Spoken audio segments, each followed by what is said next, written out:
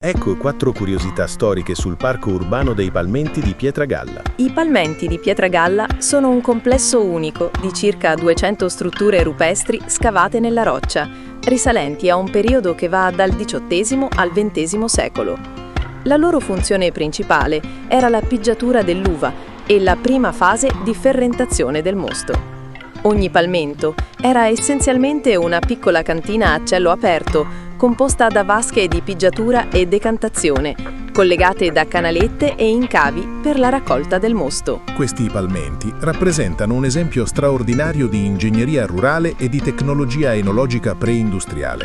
L'uva veniva pigiata con i piedi nelle vasche superiori, il mosto scendeva per gravità nelle vasche sottostanti per la decantazione e una prima fermentazione. Questa metodologia, basata su principi fisici semplici ma efficaci, consentiva di produrre vino in modo efficiente e naturale, sfruttando le caratteristiche del terreno e della roccia. La diffusione e l'importanza dei palmenti a Pietragalla sono strettamente legate all'economia agricola locale, dove la viticoltura ha avuto per secoli un ruolo centrale.